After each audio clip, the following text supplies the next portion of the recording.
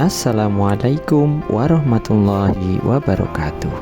Berikut saya sampaikan penayangan aksi nyata budaya positif modul 1.4 yang merupakan pengimbasan dengan rekan satu sekolah SD Negeri Ngerena Kapanewon Godean. Selamat menyaksikan.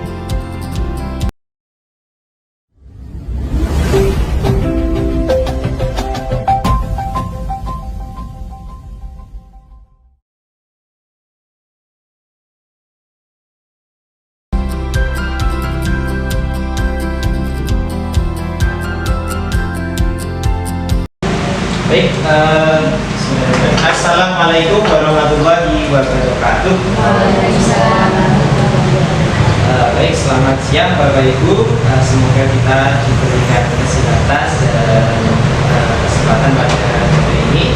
Sebelumnya, marilah kita panjatkan puji syukur kepada Allah Subhanahu wa Ta'ala yang telah memberikan nikmat sehingga kita dapat mengikuti kegiatan diseminasi atau pembahasan dari program calon guru penggerak yang saya ikuti pada kesempatan kali ini. Namun sebelumnya, marilah kita awali pertemuan kita pada siang hari ini dengan berdoa agar nanti dalam acara hari ini dapat berjalan dengan lancar dan bermanfaat bagi saya khususnya dan bagi Bapak Ibu semuanya dalam mengajar di SD Negeri Ngerena pada umumnya. Dengan segala sempurna, marilah kita awali dengan berdoa. Silakan. Terima kasih. Nah, Bapak Ibu, hari ini saya akan menyampaikan salah satu materi dalam program calon guru penggerak yang saya ikuti, yakni budaya positif. Nah, budaya positif itu saya dapatkan di program calon guru penggerak kali ini, kemudian akan saya imbaskan kepada Bapak Ibu semua. Di dalam budaya positif ini ada 6 poin pokok yang bisa kita terapkan di sekolah. Yang pertama adalah disiplin positif dan nilai-nilai kebajikan universal. Yang kedua, teori motivasi, hukuman dan penghargaan serta restitusi. Yang ketiga adalah keyakinan keras. Yang keempat, kebutuhan dasar manusia dan dunia berkualitas. Yang kelima adalah 5 posisi kontrol. Yang keenam adalah segitiga restitusi. Baik Bapak Ibu, kita mulai terlebih dahulu dari disiplin positif dan nilai-nilai kebajikan universal. Yang pertama adalah perubahan paradigma.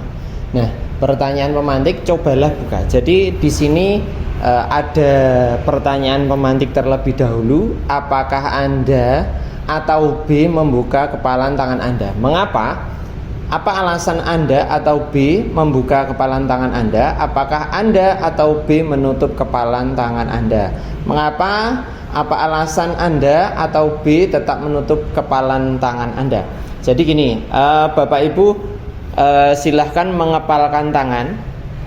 Kemudian ketika ada seseorang itu yang meminta untuk membuka kepalan tangan itu, apakah Bapak Ibu itu bersedia untuk membuka kepalan tangan itu?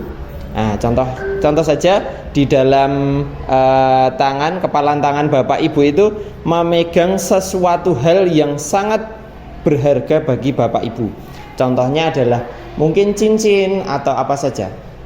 Digenggam, kemudian ada orang lain yang menginginkan barang tersebut. Dia mengatakan bahwa menginginkan untuk mendapatkan barang tersebut dengan membuka kepalan tangan Bapak Ibu. Apa yang terjadi? Kira-kira Bapak Ibu bisa memutuskan apakah akan membuka kepalan tangan itu ataukah tetap menutup kepalan tangan Bapak Ibu semua. Itu adalah Bapak Ibu sendiri yang menentukan. Nah, kira-kira bagaimana menurut Bapak Ibu? Apakah akan dibuka atau tidak? Itu yang menentukan apakah orang lain atau kita sendiri?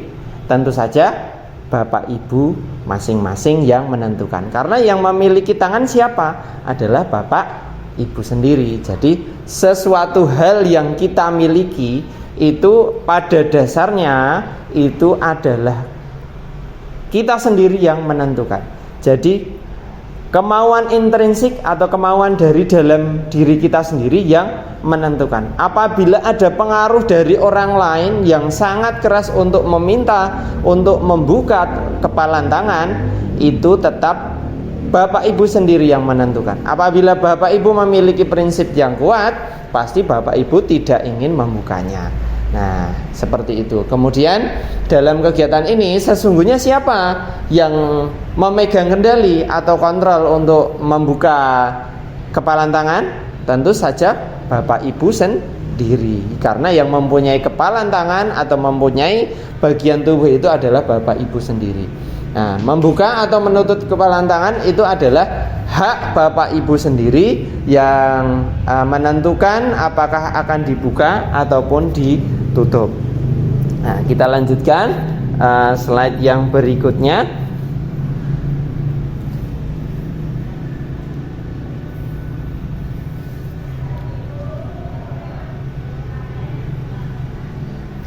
Nah, di sini ada teori kontrol atau control choice theory, yang dikemukakan oleh Dr. William Glasser. Beliau adalah psikolog yang meneliti tentang pendidikan.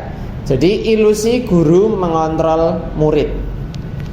Bapak Ibu yang saya hormati, marilah kita lanjutkan ke pemaparan yang berikutnya adalah kontrol teori atau choice teori.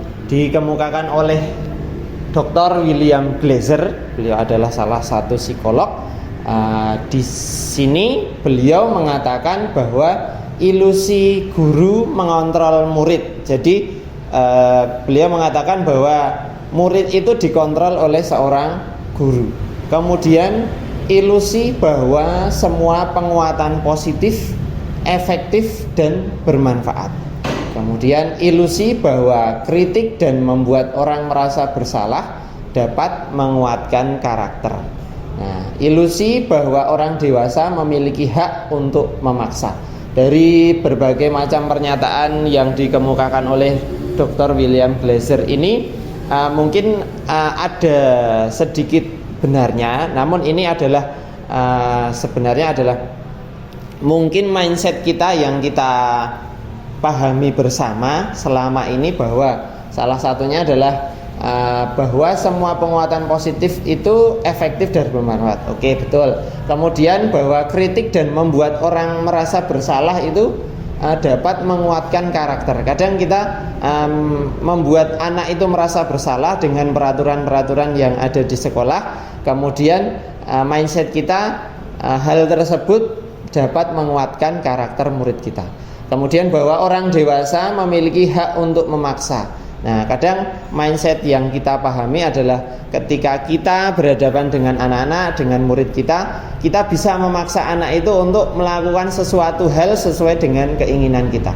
Itu teori kontrol yang dikemukakan oleh Dr. William Glasser. Baik Bapak Ibu, kita lanjutkan pemaparan yang berikutnya adalah tentang disiplin positif dan nilai-nilai kebajikan universal. Yang pertama adalah makna disiplin terlebih dahulu. Nah, di sini ada salah satu pernyataan yang dikemukakan oleh tokoh pendidikan kita, yakni Bapak Ki Hajar Dewantoro. Beliau adalah salah satu pendiri perguruan taman siswa yang ada di Yogyakarta. Beliau memaparkan atau menyebutkan bahwa di mana ada kemerdekaan, disitulah harus ada disiplin yang kuat. Nah, sungguh pun disiplin itu bersifat self-disiplin, yaitu kita sendiri yang mewajibkan kita dengan sekeras-kerasnya, tetapi itu sama saja. Sebab jikalau kita tidak cakap melakukan self-disiplin, wajiblah penguasa lain mendisiplinkan diri kita. Dan peraturan demikian itulah harus ada di dalam suasana yang merdeka. Jadi beliau mengatakan di sini bahwa disiplin itu sebenarnya harus ada kekuatan dalam diri kita. Jadi harus berasal dari dalam diri kita. Apabila disiplin itu dengan sekeras-kerasnya kita tidak menguatkan sendiri, maka sama saja bahwa disiplin hanya sebuah kata-kata, disiplin hanya sebuah jargon atau semboyan yang digaungkan namun tidak dilakukan. Itu sama saja. Sebab kalau disiplin itu tidak dilakukan dari dalam diri kita sendiri, maka itu sama saja. Kemudian apabila kedisiplinan itu tidak bisa ditanamkan dari dalam diri kita, beliau menyebutkan wajiblah penguasa lain yang mendisiplinkan kita. Dalam pendidikan, dalam pembelajaran yang tiap hari kita lalui, apabila anak itu sudah kita tanamkan rasa disiplin dari dalam dirinya, itu sudah berjalan, berarti itu adalah dari self disiplin, berasal dari dalam diri mereka. Nah, apabila ada beberapa anak yang mungkin tidak timbul self disiplinnya, tidak timbul dari dalam dirinya, maka kita sebagai guru, sebagai pemimpin pembelajaran, kita wajib untuk mendisiplinkan anak tersebut bagaimana caranya, baik dalam mungkin dengan komunikasi yang baik, dengan restitusi dan sebagainya. Itu adalah kewajiban kita sebagai guru, sebagai pemimpin pembelajaran, untuk mengingatkan anak-anak kita untuk tetap melakukan hal-hal yang bersifat disiplin. Bapak Ibu, kita lanjutkan. Di sini disebutkan bahwa ada salah satu psikolog lagi yang bernama adalah Diane Gosen. Beliau mengartikan bahwa disiplin itu dari bahasa Latin yang artinya belajar. Jadi beliau mengatakan bahwa disiplin itu tidak hanya sebuah aturan-aturan yang harus kita lakukan, kemudian apabila kita melanggarnya itu mendapat hukuman, kemudian apabila kita mengerjakannya kita mendapatkan reward dari itu. Tapi di sini beliau mengatakan bahwa disiplin itu adalah belajar. Belajar dalam arti apabila sudah timbul self disiplin, disiplin dari dalam diri kita, berarti kita sudah belajar di dalamnya, kita belajar akan nilai-nilai kebajikan yang ada di dalam disiplin tersebut. Nah, kemudian di sini saya memaparkan berbagai macam nilai kebajikan. Di dalam kedisiplinan pasti ada maksud-maksud atau nilai-nilai kebajikan yang ingin dicapai untuk menanamkan nilai-nilai kedisiplinan. Tentu saja yang pertama, karena kita di Indonesia, itu adalah tujuannya adalah menciptakan profil pelajar Pancasila. Nilai kebajikan yang utama adalah dari profil pelajar Pancasila. Yang pertama adalah beriman dan bertakwa kepada Tuhan Yang Maha Esa dan berakhlak mulia. Tidak hanya beriman dan bertakwa, namun di sini juga disebutkan berakhlak mulia. Semua anak harus mempunyai kepercayaan yang tinggi kepada Tuhan Yang Maha Esa dengan menjalankan dan menjauhi larangan yang berlaku sesuai dengan agama dan kepercayaan masing-masing. Kemudian juga berakhlak mulia. Itu adalah puncak dari nilai kebajikan. Kemudian mandiri, anak mempunyai kemandirian dari dalam dirinya. Apabila menghadapi sebuah permasalahan, anak tersebut atau murid tersebut bisa menyelesaikannya sendiri. Kemudian bernalar kritis, murid-murid kita bisa bernalar, berpikir bagaimana cara untuk menyelesaikan sebuah permasalahan tersebut. Kemudian berkebinekaan global. Berkebinekaan global ini adalah kita tetap menghargai budaya yang ada di dalam bangsa kita, di dalam negara kita, namun tetap berpikiran global. Kita tidak artinya tidak anti globalisasi, namun kita dapat menyaring globalisasi atau perkembangan teknologi yang ada di dunia, namun tetap kita saring, kita sesuaikan dengan karakter atau kebudayaan Indonesia. Kemudian bergotong royong dapat bekerja sama di lingkungan sekolah, di rumah maupun di masyarakat. Kemudian kreatif bisa menciptakan ide-ide segar yang baru yang dapat dimanfaatkan di mana saja.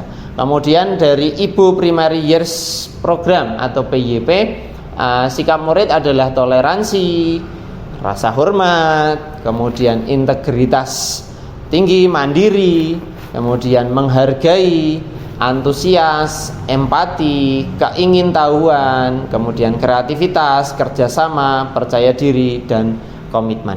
Ini adalah nilai-nilai kebajikan yang disampaikan dalam Ibu Primary Years Program. Kemudian ada banyak sekali nilai-nilai kebajikan yang ada di sekitar kita atau di lingkungan kita. Kemudian di sini ada 9 pilar karakter atau Indonesian Heritage Foundation. Di dalamnya menyebutkan bahwa cinta Tuhan dan segenap ciptaannya. Jadi tidak hanya cinta kepada Tuhan, namun juga ciptaannya. Di dunia ini Tuhan menciptakan apa saja yang ada di dalam dunia, kita juga harus patut mencintainya, menghargainya, kemudian tidak merusaknya.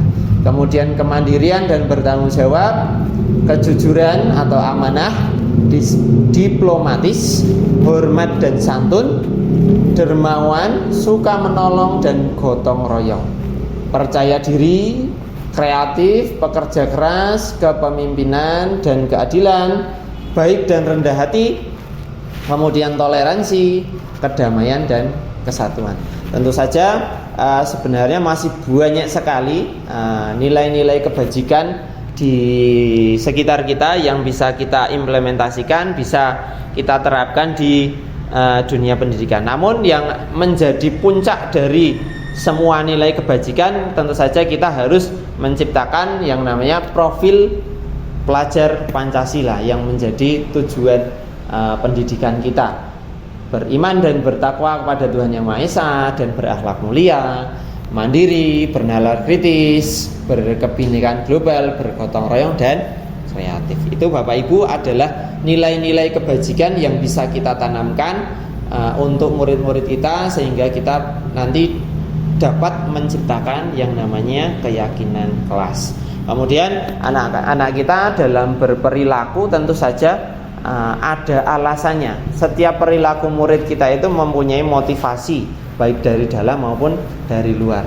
3 motivasi perilaku di sini saya memaparkan ada 3 motivasi. Yang pertama adalah untuk menghindari ketidaknyamanan atau hukuman. Biasanya anak berbuat apa? Mereka itu untuk menghindari hukuman, untuk menghindari ketidaknyamanan. Seumpama saya bangun pagi kemudian berangkat pukul 7 itu biar nanti di sekolah saya tidak dihukum oleh Bapak Ibu guru. Bapak Ibu guru hebat SD Negeri Ngerenak yang saya hormati, marilah kita lanjutkan pemaparan saya tentang motivasi perilaku yang kedua. Yang kedua ini adalah untuk mendapatkan imbalan atau penghargaan dari orang lain. Nah, biasanya anak-anak itu berbuat baik, kemudian melakukan kebiasaan-kebiasaan yang baik, itu karena ada motivasi yang ingin didapatkan, motivasi atau award atau hadiah yang ingin diharapkan. Contohnya pada saat mungkin anak itu pada akhir pembelajaran atau akhir semester, kalau mendapatkan ranking 1, contohnya dia ingin mendapatkan sepeda, makanya dia terus rajin belajar, mengerjakan PR, mengerjakan tugas dari Bapak Ibu guru itu dengan semangat karena ingin mendapatkan penghargaan dari orang lain. Ketika ngaji, mungkin ketika ngaji sudah naik ikroknya dari ikrok 1 ke ikrok 2, mungkin dia ingin dibelikan es krim atau dan sebagainya. Itu adalah motivasi yang kedua untuk mendapatkan imbalan atau penghargaan dari orang lain. Yang ketiga, untuk menjadi orang yang untuk menjadi orang yang mereka inginkan dan menghargai diri sendiri dengan nilai-nilai yang mereka percaya. Jadi teori atau motivasi perilaku yang ketiga ini adalah karena didasari oleh kemampuan dari kemauan dari dalam diri mereka.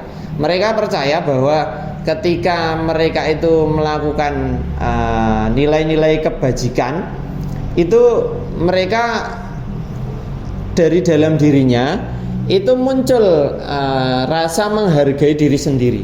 Contohnya, ketika aku bangun pagi, berarti aku bisa sholat subuh katakanlah. Itu karena menghargai dirinya. Dengan aku bangun pagi, aku bisa mengerjakan pekerjaan yang seharusnya aku kerjakan pada pagi hari. Contohnya mandi, kemudian sarapan, kemudian nanti aku bisa merapikan karena menghargai dirinya sendiri. Jadi ini adalah yang ketiga, itu adalah motivasi yang timbul dari dalam dirinya. Jadi ini adalah yang kita harapkan sebenarnya Bapak Ibu. Tidak perlu adanya motivasi dari luar, tidak perlu motivasi yang istilahnya bersifat hukuman atau penghargaan, namun kita harapkan anak-anak itu bisa menerapkan nilai-nilai kebajikan itu karena mereka menghargai diri sendiri dengan nilai-nilai yang mereka percaya. Contohnya ketika percaya dengan Tuhan itu karena kita memang benar-benar percaya dengan Tuhan. Ketika kita bernalar kritis katakanlah, kenapa kok pada saat belajar itu kita harus berpikir? Karena dengan berpikir itu mungkin dari dalam dirinya, oh aku bisa menyelesaikan tugas itu dengan baik, kemudian aku bisa menerapkannya pada saat kegiatan di sekolah dan sebagainya. Seperti itu adalah nilai atau motivasi perilaku yang ketiga yang nanti akan coba kita harapkan untuk diterapkan di murid-murid kita. Nah, Bapak Ibu yang saya hormati, kita lanjutkan pemaparan yang berikutnya adalah hukuman dan konsekuensi. Nah, di sini ada tabel. Tabel ini berisi hukuman, konsekuensi dan restitusi. Mohon maaf, saya hukuman dan konsekuensi. Di sini ada identitas gagal. Nah, hukuman itu adalah sesuatu yang menyakitkan dan harus terjadi. Apabila anak itu melanggar peraturan, melanggar keyakinan, maka dia akan mendapatkan sesuatu hal yang menyakitkan. Contohnya ketika tidak piket, hukumannya adalah menulis satu halaman. Itu adalah salah satu contohnya yang bersifat menyakitkan dan harus terjadi. Kemudian tidak nyaman untuk murid atau anak untuk jangka waktu yang panjang. Kemudian korban akan mendapatkan keadilan. Nah, di sini korban dalam artian ketika ada hal-hal yang melibatkan dua orang, contohnya mungkin ejek-ejekan atau bertengkar seperti itu, si anak yang menjadi korban itu akan mendapatkan istilahnya imbalan pengganti seperti itu. Contohnya ketika ada rebutan antara anak satu dengan anak yang lain, hukumannya nanti bisa menimbulkan keadilan kepada si korban tersebut. Kemudian murid atau anak akan tersakiti. Jadi efeknya ternyata dengan hukuman itu banyak yang negatif nggih Bapak Ibu. Di sini ada sesuatu yang menyakitkan. Nah, hukuman itu biasanya menyakitkan bagi si pelaku. Nah, kita lanjutkan Bapak Ibu untuk konsekuensi. Nah, apabila disiplin dilaksanakan, ini di sini ada identitas sukses. Nah, konsekuensinya adalah sesuatu yang harus terjadi. Kemudian tidak nyaman untuk murid atau anak untuk jangka waktu pendek. Korban juga bisa diabaikan. Kemudian murid atau anak dibuat tidak nyaman. Nah, kemudian ketika restitusi itu merupakan sebuah pilihan. Kemudian menguatkan untuk murid atau anak dalam jangka waktu panjang. Korban mendapatkan ganti. Nah, apabila ada hal-hal yang melibatkan dua orang atau lebih, itu bisa mendapatkan ganti. Kemudian murid atau anak mendapatkan penguatan. Dari ketiga hal ini, hukuman, konsekuensi, dan restitusi yang akan kita harapkan akan kita tanamkan di sekolah kita, yakni adalah restitusi. Kenapa Bapak Ibu? Karena di dalam restitusi itu di situ memuat penerapan nilai-nilai kebajikan berasal dari dalam dirinya. Di sini saya sebutkan mereka akan kuat menguatkan murid dalam jangka waktu panjang. Kita harapkan murid kita itu tertib atau menerapkan nilai kebajikan itu tidak hanya ketika mereka bersekolah di sekolah kita. Tentu saja harapannya walaupun mereka sudah lulus dari sekolah kita, mereka tetap menerapkan nilai-nilai kebajikan yang sudah kita tanamkan dari sekolah kita. Kemudian yang kita harapkan adalah tentu saja nilai-nilai kebajikan yang diberikan atau kita tanamkan di sekolah kita itu juga diterapkan di rumah, diterapkan di lingkungan masyarakat. Nah, Bapak Ibu, marilah kita lanjutkan materi yang berikutnya. Coba di sini saya ada pertanyaan-pertanyaan untuk mencatat 1000 kali di dalam. Di sini ada kasus, mari kita baca bersama. Dihukum dengan penghargaan judulnya ya Bapak Ibu. Di sini ada Ibu Anas, guru kelas 2 SD, mendapatkan masalah. Murid-muridnya tidak bisa tertib berdiri antri di depan kelas atau di depan pintu kelas dan selalu berebutan masuk ke dalam kelas setelah jam istirahat usai.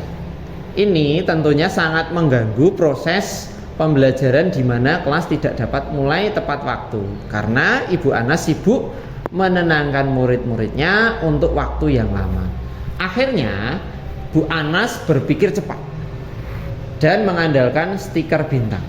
Setiap murid-muridnya yang akan masuk kelas usai jam istirahat, Bu Anas akan mengiming-imingi muridnya dengan stiker bintang.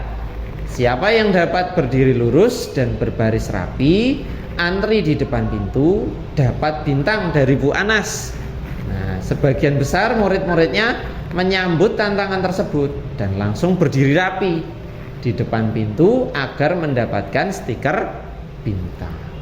Hal ini terus dilakukan Bu Anas selama beberapa minggu. Karena cukup berhasil membuat murid-muridnya berdiri rapi, antri di depan pintu, sampai pada suatu saat Bu Anas sakit dan terpaksa digantikan oleh Pak Heru. Nah, Pak Heru ini tidak mengetahui tentang stiker bintang tersebut. Dan benar saja, pada saat mau masuk kelas usai jam istirahat, murid-murid kelas 2 kembali berebutan. Apa yang terjadi? Nah, ternyata melalui penghargaan pun juga bisa menghukum murid. Artinya ketika kita memberikan penghargaan selama beberapa waktu, kemudian penghargaan tersebut tidak diberikan, anak tidak tertanam nilai kebajikan dari kedisiplinan yang diharapkan oleh Bu Anas dengan cara mengantri untuk sebelum masuk kelas, kemudian urut masuk ke dalam kelas. Ketika di dalam kasus ini Pak Heru tidak mengetahuinya, kemudian Pak Heru memerintahkan untuk anak-anak tersebut masuk ke dalam kelas, ternyata yang terjadi adalah mereka berebut kembali saat masuk kelas. Karena jadi dari kasus yang ada di dalam bacaan ini, anak-anak tersebut tidak tertanam nilai-nilai kebajikan yang diharapkan oleh Bu Anas tadi. Jadi ternyata dari penghargaan stiker dari bacaan tersebut itu, menggunakan stiker itu, ternyata tidak dapat menanamkan nilai-nilai kebajikan yang diharapkan oleh Bu Anas. Nah, sebaiknya Bapak Ibu semuanya menerapkan restitusi, menerapkan nilai-nilai kebajikan itu berasal dari dalam diri anak tersebut. Itu yang kita harapkan. Itu yang akan kita coba untuk kembangkan di sekolah ini. Semoga nanti pada perjalanannya kita bisa menerapkan sehingga anak itu dengan sendirinya dari dalam dirinya bisa menerapkan nilai-nilai kebajikan yang saya sampaikan tadi. Semoga seperti itu. Nah, Bapak Ibu, kita lanjutkan. Yang selanjutnya adalah restitusi.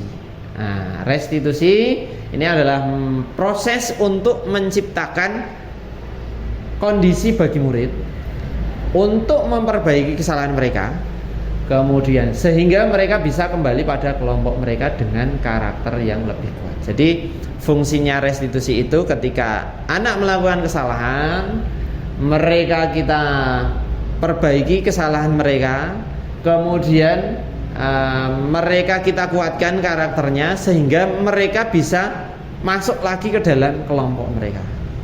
Yang selanjutnya adalah melalui pendekatan restitusi. Ketika murid berbuat salah, guru akan menanggapi dengan mengajak murid itu berefleksi. Jadi anak itu dibangkitkan, dikuatkan, kemudian disadarkan apabila mereka telah melakukan kesalahan, tentu saja bisa diperbaiki. Mereka kita tanamkan keyakinan untuk bisa kembali ke dalam kelompoknya. Kemudian mereka kita ajak merefleksi tentang apa yang dapat mereka lakukan untuk memperbaiki kesalahan mereka, sehingga mereka menjadi pribadi yang lebih baik dan menghargai dirinya. Pendekatan restitusi tidak hanya menguntungkan korban, tapi juga menguntungkan orang yang berbuat salah. Jadi kita kuatkan kembali keyakinannya ketika mereka berbuat salah, kita sadarkan mereka bahwa mereka bisa memperbaiki kesalahan-kesalahan yang mereka perbuat tersebut. Kemudian restitusi bukan untuk menebus kesalahan, namun untuk belajar dari kesalahan. Ketika anak itu sudah melakukan kesalahan, mereka kita sadarkan bahwa mereka itu salah, namun tetap kita yakinkan bahwa sebuah kesalahan itu bisa diperbaiki, bisa ditebus dengan hal-hal yang lebih baik lagi. Kemudian restitusi juga dapat memperbaiki hubungan. Ketika ada anak yang dua atau lebih anak yang bermasalah, mereka kita perbaiki hubungannya. Nah, kemudian restitusi adalah tawaran, bukan paksaan. Nah, restitusi menuntun untuk melihat ke dalam diri mereka. Jadi kita sadarkan, kita korek kembali anak tersebut untuk melakukan atau memperbaiki kesalahan mereka tersebut. Nah, Bapak Ibu, yang selanjutnya adalah kita tentu saja akan membuat keyakinan kelas. Nah, prosedur yang akan kita lalui, salah satunya yang pertama adalah mempersilahkan warga sekolah, dalam hal ini adalah murid-murid kita di kelas atau di sekolah kita, untuk bercurah pendapat tentang peraturan yang perlu disepakati di sekolah. Kemudian mereka diberi kebebasan, silahkan untuk bercurah pendapat, menuangkan ide atau gagasannya tentang tentu saja dengan berpatokan dengan nilai-nilai kebajikan, ketertiban, kemudian hubungan antara satu dan yang lainnya. Itu juga ditanamkan dulu kepada mereka bahwa ketika sekolah itu memiliki keyakinan, pasti itu nanti akan menjadi sekolah yang nyaman, aman untuk mereka belajar. Yang kedua, mencatat semua masukan para murid atau warga sekolah itu di papan tulis. Kemudian di mana semua anggota itu bisa melihatnya. Jadi nanti semua anak itu diberikan seperti kertas post-it, atau mereka bisa menulis dengan spidol, itu juga bisa diterapkan. Nah, kalau yang menarik itu dengan mereka menulis sendiri di meja mereka masing-masing. Ketika sudah mencurahkan mereka pendapat mereka itu di dalam kertas, mereka diminta untuk maju menempelkan di depan. Nanti akan saya tayangkan contoh-contoh pembentukan keyakinan kelas. Kemudian yang kedua, susunlah keyakinan kelas sesuai dengan prosedur pembentukan keyakinan kelas. Gantilah kalimat-kalimat yang negatif menjadi yang positif. Contohnya, dilarang membuang sampah sembarangan. Nah, diganti dengan kelas yang bersih adalah kelas yang tidak ada sampah yang berserakan. Seperti itu contohnya. Kemudian, tidak boleh datang terlambat. Nah, diganti dengan datang jam 7 katakanlah. Kemudian dilarang gojek atau dilarang ngobrol sendiri di kelas, diganti dengan saling menghargai ketika berpendapat di dalam kelas. Seperti contohnya itu adalah kalimat negatif ke kalimat positif. Di sini ada contoh, jangan berlari di kelas atau koridor, tapi diganti dengan berjalanlah di kelas atau koridor. Jangan berlari diganti berjalan saja. Jadi diharapkan dari bacaan ini adalah anak tidak istilahnya lari-larian di lorong kelas atau di koridor kelas. Harapannya mereka berjalan dengan baik, dengan sopan di koridor. Seperti itu Bapak Ibu. Nah, baik Bapak Ibu, mari kita lanjutkan. Prosedur yang berikutnya adalah tinjau kembali daftar curah mereka. Apa yang mereka sarankan, apa yang mereka curahkan sebagai pendapat mereka, itu setelah dicatat kita tinjau kembali. Mungkin ada mendapati bahwa pernyataan yang tertulis di sana itu masih banyak yang berupa peraturan-peraturan ataupun kalimat yang negatif. Nah, seperti itu. Nah, kemudian tinjau ulang keyakinan sekolah atau kelas secara bersama-sama. Jadi di sini kita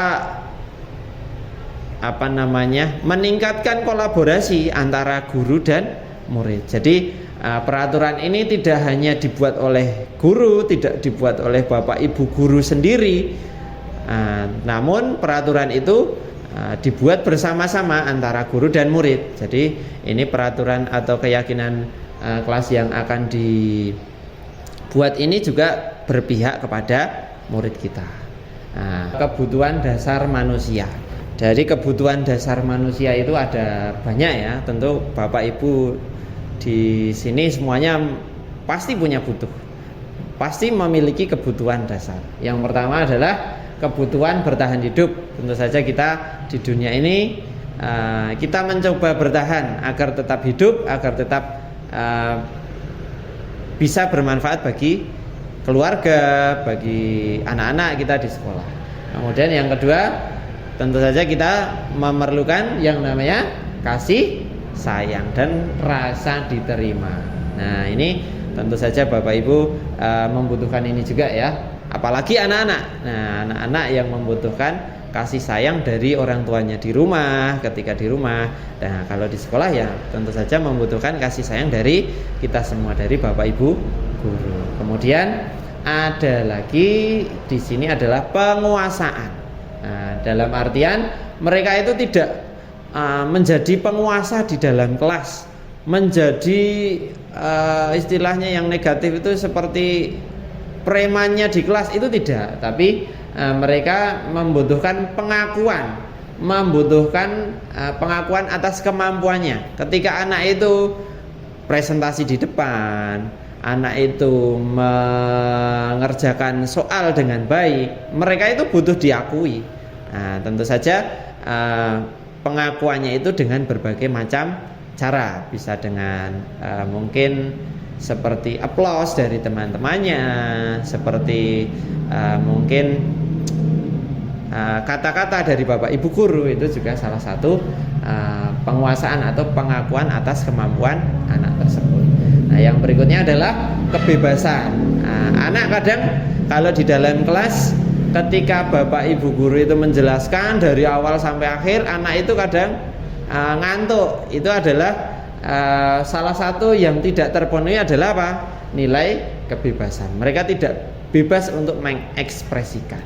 Kemudian kesenangan. Nah, anak-anak mungkin bosen di dalam kelas. Kalau anak-anak sekarang itu mengatakan kadang gabut seperti itu ya Bapak Ibu. Nah, mereka tidak terpenuhi nilai kesenangan ini. Kebutuhan untuk merasa senangnya kurang. Di dalam kelas cuman mendengarkan Bapak Ibu guru ketika menjelaskan seperti itu. Terus penjelasannya juga mungkin kaku seperti itu Bapak Ibu. Jadi anak itu kurang akan kesenangannya. Itu mungkin nilai atau kebutuhan dasar manusia yang di sini adalah belum terpenuhi. Nah, jadi diharapkan Bapak Ibu semua dapat memenuhi semua kebutuhan dasar manusia yang saya sampaikan ini. Nah, Bapak Ibu yang saya hormati, dari kebutuhan dasar manusia tadi ada berbagai macam. Coba di sini ada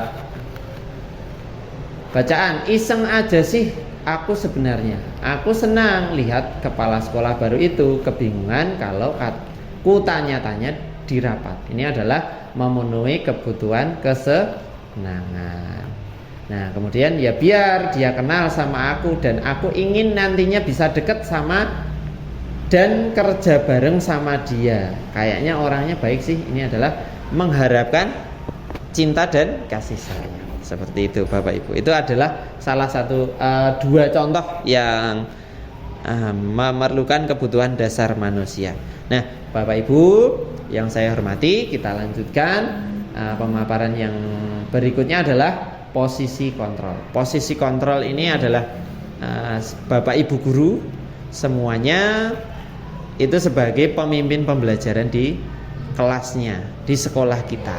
Tentu saja kita harus memiliki posisi kontrol yang baik kepada anak-anak kita. Nah, posisi kontrol itu ada 5. Yang pertama adalah penghukum. Nah, penghukum ini biasanya ciri-cirinya adalah nada suaranya tinggi, bahasa tubuh mata melotot, dan jari menunjuk, menghardik, murid marah, menendam atau bersifat agresif. Ini ada tidak nggih? Ya, semoga tidak ada nggih Bapak Ibu. Nah, dari posisi kontrol penghukum ini biasanya ada ciri-cirinya. Nada suara tinggi, biasanya membentak-bentak nih Bapak Ibu. Kemudian bahasa tubuh mata melotot. Nah, kemudian yang berikutnya adalah pembuat merasa bersalah. Nah, ini nada suaranya memelas, halus atau sedih ya. Kemudian bahasa tubuhnya merapat pada anak dan lesu. Nah, kemudian efeknya nanti akan dari penghukum tadi, efek kepada muridnya itu akan mudah marah dan mendendam atau bersifat agresif. Nah, tadi efek dari hukuman sama dengan sifat hukuman tadi, membuat anak itu menjadi sakit hati, kemudian pendendam dan sebagainya. Itu adalah efek dari hukuman, efek dari posisi kontrol penghukum. Apabila posisi kontrol pembuat merasa bersalah, nah anak itu akan selalu merasa disalahkan. Aku apa-apa kok salah, aku apa-apa kok kayaknya tidak benar, seperti itu Bapak Ibu. Nah, ini adalah posisi kontrol merasa bersalah. Baik Bapak Ibu yang saya hormati, saya lanjutkan pemaparan tentang posisi yang selanjutnya adalah posisi kontrol sebagai teman. Nah, ketika kita di sekolah, salah satu yang bisa membuat kita dekat dengan murid kita adalah posisi kontrol sebagai teman. Ciri-cirinya biasanya kita senang dengan murid, akrab dengan murid. Antara murid dan guru itu biasanya ya yang jaraknya biasanya itu kaku, itu ternyata akrab. Itu adalah posisi kontrol sebagai teman. Nah, apabila posisi kontrol sebagai teman ini kita tidak berikan jarak yang ideal kepada anak, kita terlanjur terlalu akrab dengan anak, kadang-kadang posisi kontrol ini malah akan berakibat negatif, akan berefek yang tidak baik kepada siswa maupun kepada kita sebagai guru.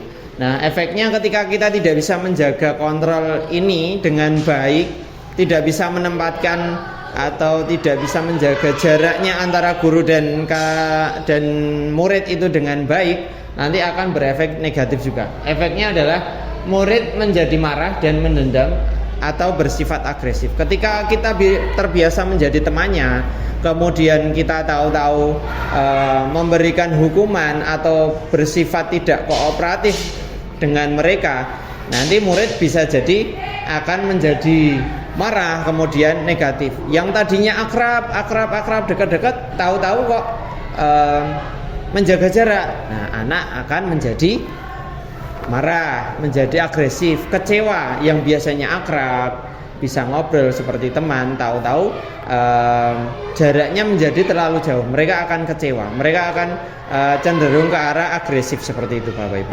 Nah, tentu saja di posisi ini kita harus pandai-pandai untuk menempatkan diri kita, menempatkan jarak kita dengan murid agar tidak terlalu dekat, Bapak Ibu. Nah, posisi kontrol yang berikutnya adalah pemantau. Nah, posisi kontrol yang berikutnya adalah pemantau. Ciri-cirinya adalah nada suaranya biasanya datar, kemudian bahasa tubuhnya itu formal. Kemudian apabila dari posisi pemantau ini berjalan, murid nanti dapat memahami konsekuensi yang harus dijalankan karena telah melanggar satu peraturan sekolah. Ini posisi kontrol ini cenderung tidak terlalu dekat dengan murid, tapi bisa menempatkan kepada murid itu tahu bagaimana konsekuensi dengan peraturan apabila mereka melanggar peraturan sekolah tersebut. Posisi ini cenderung tidak bisa menuntun murid ke arah keselamatan dan kebahagiaan yang seperti yang diharapkan oleh Ki Hajar Dewantara. Tidak bisa menguatkan atau menanamkan kedisiplinan diri, nilai-nilai kebajikan dari dalam diri mereka. Nah, Bapak Ibu, posisi kontrol yang terakhir yang kita harapkan adalah posisi kontrol yang paling utama, yakni posisi kontrol sebagai seorang manajer. Nah, kalau di benak Bapak Ibu ketika mendengar kata manajer, pasti dia bisa mengelola, bisa memposisikan, bisa mengontrol pergerakan, mengontrol keadaan dengan baik. Nah, posisi kontrol ini kita harapkan kita kuasai semua, kita bisa menerapkannya di sekolah atau di kelas kita dengan baik, sehingga nanti dengan posisi kontrol ini kita bisa menanamkan nilai-nilai kebajikan, kedisiplinan kepada murid kita. Nah, Bapak Ibu, salah satu ciri-ciri dari posisi kontrol manager ini biasanya nada suaranya itu tulus. Nah, jadi rendah tapi tulus ya. Jadi bahasa tubuhnya tidak kaku, kemudian mendekat ke murid. Nah, dengan seperti itu murid akan merasa nyaman, akan tidak takut dengan kita, sehingga bisa mencurahkan isi hati mereka dengan sepuasnya. Artinya semua yang jadi keluh kesah mereka akan dikeluarkan semua. Nah, dengan posisi kontrol ini kita harapkan dapat mengembalikan tanggung jawab pada murid untuk mencari jalan keluar dari permasalahan-permasalahan yang mereka hadapi. Nah, tentu saja dengan bimbingan oleh guru atau kita sendiri sebagai pemimpin pembelajaran. Nah, diharapkan dengan posisi kontrol manajer ini kita semua dapat menerapkannya, sehingga kita dapat mendampingi, menuntun siswa ke arah keselamatan dan kebahagiaan. Bapak Ibu yang saya hormati, selanjutnya dengan tadi kita harapkan kita semuanya memiliki posisi kontrol sebagai manajer. Nah, sebagai manajer ini kita diharapkan bisa menerapkan yang namanya segitiga restitusi. Segitiga restitusi ini adalah salah satu cara yang dapat digunakan seorang manajer untuk menyelesaikan permasalahan yang terjadi di sekolah kita, yang terjadi di murid kita. Nah, Bapak Ibu yang saya hormati, seperti ini bentuk dari segitiga restitusi. Segitiga restitusi itu, tentu saja kita sebaiknya sudah memiliki keyakinan kelas tentang yang telah kita sepakati, yang sudah disepakati setiap kelas, sudah ditanamkan, sudah disahkan intinya di dalam kelas itu. Kemudian di dalamnya kita sudah masukkan apabila kita semua ingin menjadi apa, orang seperti apa, seperti itu. Kemudian apabila terjadi permasalahan, kita siap dengan 3 langkah, Bapak Ibu. Langkah yang pertama adalah menstabilkan identitas dulu. Sebagai dasar dari segitiga restitusi ini adalah yang pertama menstabilkan identitas dulu. Si anak itu kita stabilkan apabila sedang emosi, apabila sedang marah. Paling dasar kita stabilkan dulu. Apabila sudah stabil, sudah tidak terlalu marah, jadi mungkin emosinya juga sudah datar, mungkin keadaannya sudah baik, kita lanjutkan dengan validasi tindakan anak itu. Apabila mereka melakukan kesalahan, kita validasi dulu, kita sadarkan dulu. Apabila mereka belum sadar, kita sadarkan tentang kesalahan mereka yang hubungannya dengan keyakinan kelas yang sudah disepakati. Keyakinan kelasnya seperti apa, kesalahannya seperti apa, kita cocokkan. Nah, contohnya ketika mungkin yang menjadi keyakinan kelas contohnya adalah datang tepat waktu, datang di sekolah pukul 7. Nah, itu adalah kesepakatan kelasnya. Nah, ternyata ada satu anak yang terlambat. Itu setelah mereka stabil, setelah mereka dalam keadaan emosi yang tidak naik, kita sadarkan, kita cocokkan tindakan anak itu sudah melanggar keyakinan kelas yang disepakati. Nah, seperti itu. Ketika mereka sudah sadar, tentu saja mereka bisa menceritakan alasan-alasan apa yang mereka lakukan, kenapa kok mereka itu melakukan kesalahan tersebut. Setelah mereka yakin, setelah mereka mencurahkan semua hal yang mereka alami, kita kemudian menanyakan keyakinannya. Nah, keyakinan kelas seperti apa yang mereka harapkan.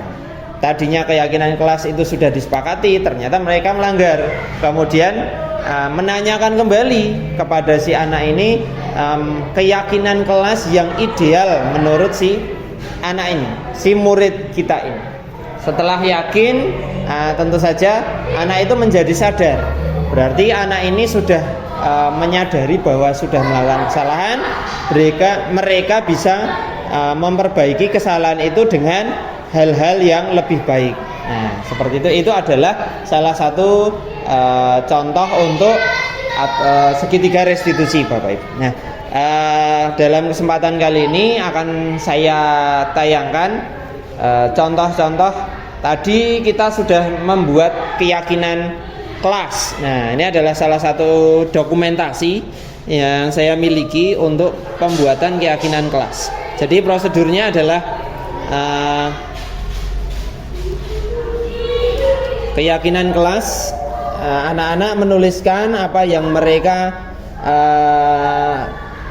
usulkan, yang mereka istilahnya gagasan-gagasan mereka tuangkan dengan sendirinya. Kemudian setelah dituliskan, kita istilahnya apabila di situ ada kata-kata yang negatif, kita ubah menjadi kalimat yang positif, seperti itu, Bapak. Nah, di sini ada salah satu murid kita yang sudah melakukan usulan atau memberikan usulan untuk memberikan kesepakatan kelas. Di sini mereka menggunakan kertas post-it untuk menuliskan usulan. Nah, kemudian ini adalah contoh-contoh yang sudah dilakukan, seperti itu, Bapak Ibu. Kemudian setelah keyakinan kelas itu disepakati, tentu saja sebaiknya ada istilahnya persetujuan antara murid kemudian dengan guru, itu bisa disepakati bersama. Nah, Bapak Ibu yang saya hormati, Nah, kemudian setelah kesepakatan itu dilakukan di kelas, tentu saja mungkin bisa terjadi yang namanya pelanggaran-pelanggaran di kelas kita.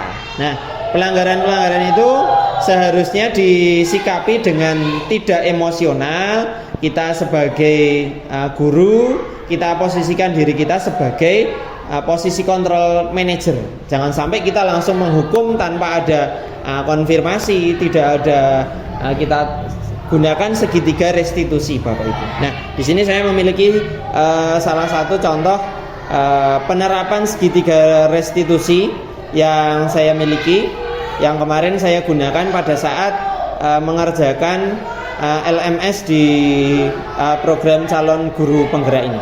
Nah, baik Bapak Ibu, mari kita simak video dari saya yang telah saya buat kemarin.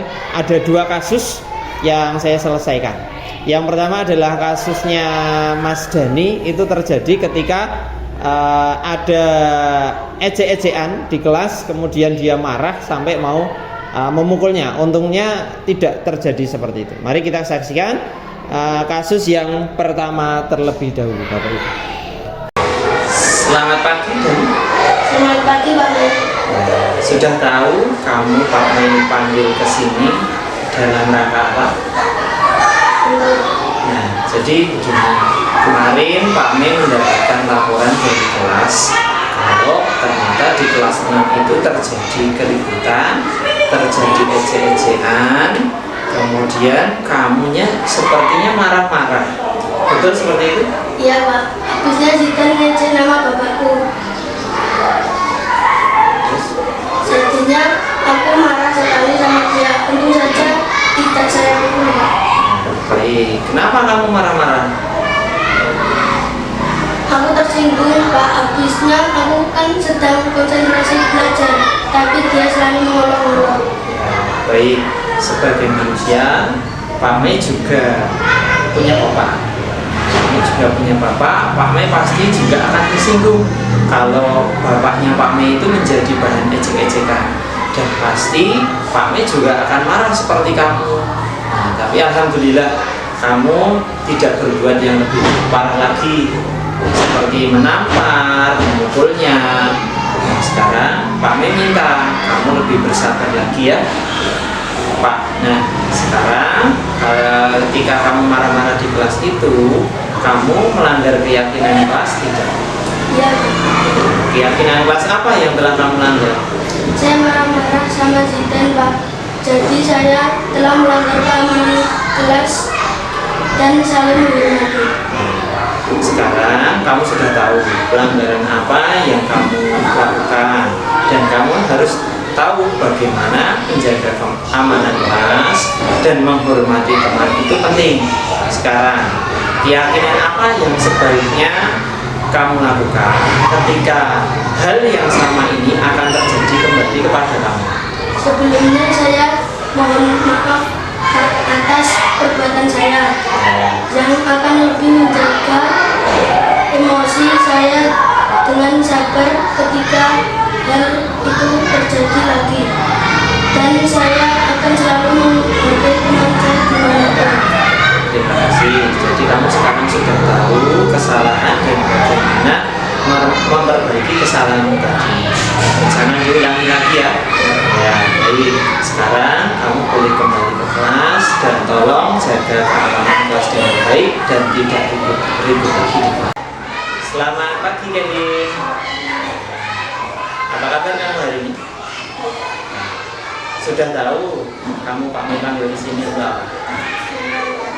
Jadi begini, tadi Pak Mei mendengar laporan dari teman-teman dan Bu ini kalau Kelly sekarang sering menggunakan cermin saat pelajaran. Betul? Sudah berapa kali kamu menggunakan cermin saat pelajaran?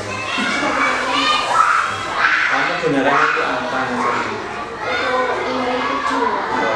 Kira-kira menggunakan cermin saat pelajaran itu salah atau tidak? Berbuat kesalahan itu manusiawi. Setiap orang pasti pernah melakukan kesalahan. Yang terpenting kita bisa belajar dari kesalahan tersebut dan berusaha untuk memperbaiki kesalahan tersebut. Setuju? Kamu tahu keyakinan kelas kita yang sudah kita sepakati? Kalau menggunakan cermin saat pelajaran, kira-kira keyakinan kelas apa yang sudah dilanggar? Menurut kamu, penting tidak fokus saat pelajaran? Penting Pak, saya tetap memahami pelajaran dengan baik sekaligus saya menghargai guru yang sedang mengajar. Betul, fokus dan menghargai orang lain itu penting, sangat bermanfaat untuk kita dan dapat menghargai orang lain di sekitar kita. Iya Pak, saya menyesal dan menyesal sudah sering menggunakan cermin saat pelajaran. Bagus, sikap yang sangat baik yang sudah kamu lakukan dengan cara meminta maaf. Menurut kamu, apa yang akan kamu lakukan agar kamu lebih fokus lagi saat pelajaran? Saya akan menyiapkan diri saya sebelum pelajaran Pak sehingga saya bisa fokus saat belajar. Oke, baik. Elin, kamu sudah menemukan solusi dan Pak Mei akan bekerja sama dengan teman-temanmu dan dengan Bu Eni sebagai guru kelasmu agar kalian semua bisa fokus saat pelajaran. Gitu? Ya, baik. Sekarang kamu boleh kembali ke kelas. Baik, Bapak Ibu yang saya hormati, itu tadi pemaparan materi budaya positif yang dapat saya sampaikan. Dari materi yang saya sampaikan tadi, semoga dapat kita terapkan bersama, tidak hanya saya sendiri, kemudian Bapak Ibu salah satu, tapi kita terapkan bersama-sama untuk menanamkan budaya positif di SD Negeri Ternate. Nah, pada kesempatan yang berikutnya saya berikan kesempatan bagi Bapak Ibu mungkin menyampaikan saran bagi saya atau pertanyaan tentang materi budaya positif ini. Monggo silakan. Oke, ada dua penanya dari Wisma dulu, monggo silakan. Baik, terima kasih kesempatannya ya. Tadi kan Pak Mei sudah menjelaskan tentang 5 posisi kontrol ya. Nah, apakah setiap guru di sekolah itu bisa berbagi peran dan juga berkolaborasi? Misalnya ada yang jadi sebagai teman, ada yang jadi sebagai manajer, dan juga ada yang jadi sebagai pemukul seperti itu. Apakah bisa? Ya, baik. Pertanyaan kedua, monggo. Saya tamu dulu pertanyaan pertama, nanti saya jawab. Saya mau menanyakan ini Pak, budaya positif tentang penghargaan dan hukuman. Mengapa penghargaan dan hukuman tidak dapat menanamkan budaya positif? Karena kalau yang lama-lama itu kan sama sambil cepetin, cepetin itu hukuman dan penghargaan. Ternyata itu tidak bisa menanamkan budaya positif. Mengapa? Baik. Terima kasih dari Bu Isma dan Bu Eni. Mungkin saya jawab dulu dari pertanyaannya dari Bu Emi dulu tentang mengapa hukuman dan penghargaan itu tidak bisa menanamkan budaya positif.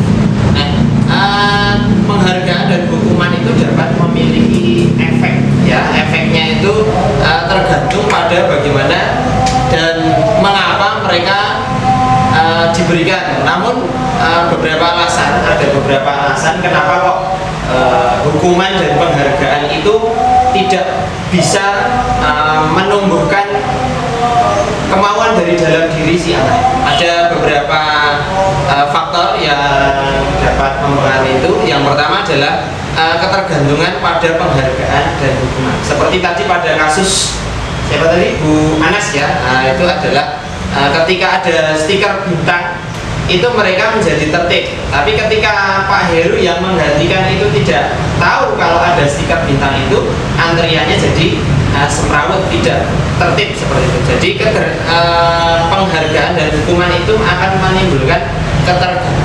Yang kedua, akan mengalami kehilangan motivasi intrinsik, kemauan dari dalamnya menjadi hilang. Padahal yang kita harapkan adalah keyakinan kelas, keyakinan sekolah itu adalah timbul dari dalam diri murid.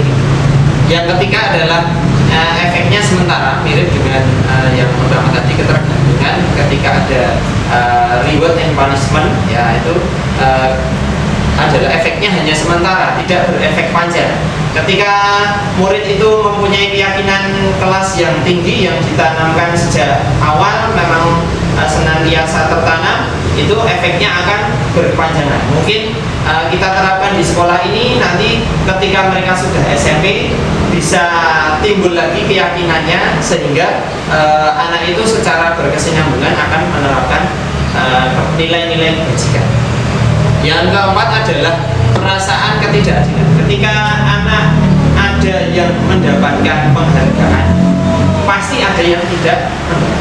Nah, itu nanti akan menjadi ketidakadilan. Si A menjadi juara, dia mendapatkan penghargaan atau reward. Bagi yang tidak mendapatkan penghargaan, itu nanti bisa jadi menimbulkan ketidakadilan. Ya udah, karena aku tidak mendapatkan penghargaan, aku tidak akan mengikuti keyakinan kelas itu. Itu juga sebaliknya ketika kita menghukum. Ketika menghukum, hukuman itu juga diterapkan, tentu saja akan anak yang mendapatkan hukuman itu seperti diberikan ketidakadilan. Yang kelima adalah tidak mengatasi akar masalah. Akar masalahnya apa, nanti terus diberikan hukuman dan penghargaan, jadi tidak.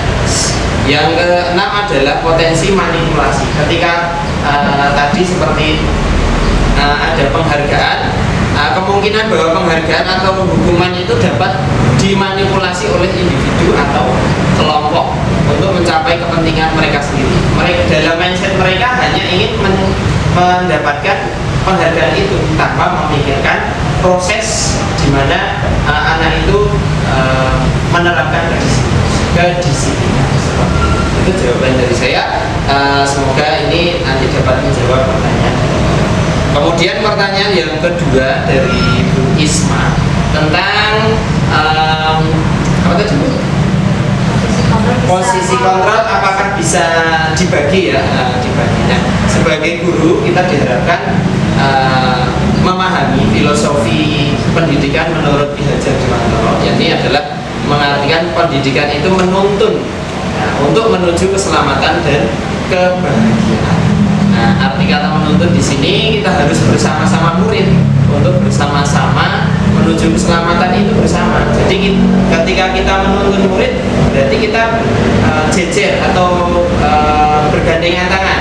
Ketika anak diajak baik, kita juga usahakan kita sendiri juga menjadi orang yang dengan bersama-sama murid kita harus bisa menjadi teladan bagi mereka. Nah, guru juga harus bisa menjadi pemimpin pembelajaran, tidak hanya mengajarkan dalam artian pelajaran saja, kognitif saja, tapi kita juga sebagai pemimpin, sebagai manajer. Ya, kita harus bisa menempatkan posisi kita tidak hanya sebagai teman, tapi juga sebagai manajer. Juga bisa jadi menjadi pemantau. Jadi dalam artian pemimpin pembelajaran di sini kita harus senantiasa memposisikan posisi kita, kapan kita menjadi teman, kapan kita menjadi pemantau, kapan kita menjadi seorang manajer untuk menerapkan tadi yang saya sampaikan adalah segitiga restitusi. Jadi sebagai guru kita harus punya pengetahuan yang luas, kita harus bisa menerapkan berbagai macam kemampuan, kompetensi kita sebagai seorang pemimpin pembelajaran. Seperti itu Bu Isma. Harapannya kita semua adalah menjadi seorang manajer seperti itu. Itu saja mungkin yang dapat saya sampaikan untuk pembahasan nilai-nilai budaya positif pada kesempatan hari ini. Semoga budaya positif ini bisa kita terapkan bersama untuk menuntun murid kita menuju keselamatan dan kebahagiaan yang kita harapkan bersama. Terima kasih atas kurang-lebihnya dalam penyampaian saya. Mohon maaf apabila ini ada manfaatnya, apabila ini ada gunanya, itu adalah dari Allah Subhanahu wa Ta'ala, dan apabila ada salahnya itu berasal dari saya sendiri. Marilah kita akhiri dengan berdoa bersama. Semoga dengan pertemuan kita pada siang hari ini dapat menambah ilmu kita, dapat menambah hasanah pengetahuan kita untuk mengelola SD Negeri Tarjungan. Marilah kita tutup dengan berdoa disilakan. Terima kasih. Wassalamualaikum warahmatullahi wabarakatuh.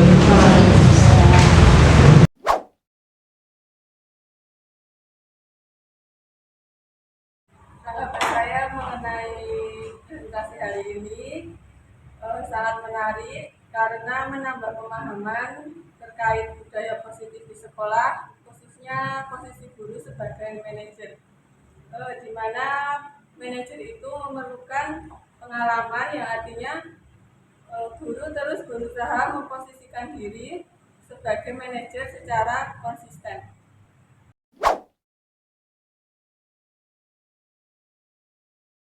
Assalamualaikum warahmatullahi wabarakatuh. Pada calon guru penggerak yang saya hormati, menanggapi terkait dengan penyampaian materi disimulasi budaya positif yang dipaparkan pada beberapa hari yang lalu, ini sudah sangat baik sekali, artinya sudah mengenai sasaran, terutama dalam penerapan kepada peserta didik.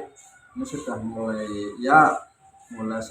sekian persen sudah semakin kelihatan tentang budaya positif pada anak didik. Kemudian manfaat yang diperoleh dari materi yang disampaikan kemarin, yaitu tentang nilai kebajikan, nilai keyakinan kelas, kemudian restitusi, itu alhamdulillah sudah dapat diterapkan itu sebagai pedoman dalam rangka menuntut murid dalam pembelajaran di sekolah. Oleh sebab itu saya berpesan kepada CGP, calon guru penggerak, utamanya untuk Didi Nurmat, Pak Nyai Kurniawan dan Ibu Rima Putasari, agar tetap semangat dalam mengikuti, kemudian ilmu yang sudah diperoleh semakin tambah di sekolah, kemudian juga bisa ditularkan kepada teman-teman guru yang saat ini belum sempat mengikuti atau belum menjadi calon guru penggerak. Mudah-mudahan nanti bisa menyesuaikan sehingga mereka akan punya gambaran dan bayangan, oh seperti itulah guru penggerak. Karena bagaimanapun juga sekarang ini memang guru penggerak adalah sangat penting dan sangat diperlukan. Tetap semangat untuk Pak Nyai dan Bu Rima. Mudah-mudahan nanti mengikuti sampai selesai dan akhirnya betul-betul menjadi seorang guru penggerak sebagaimana yang dituntut oleh Kementerian Pendidikan dan Riset dan Teknologi. Terima kasih. Assalamualaikum warahmatullahi wabarakatuh.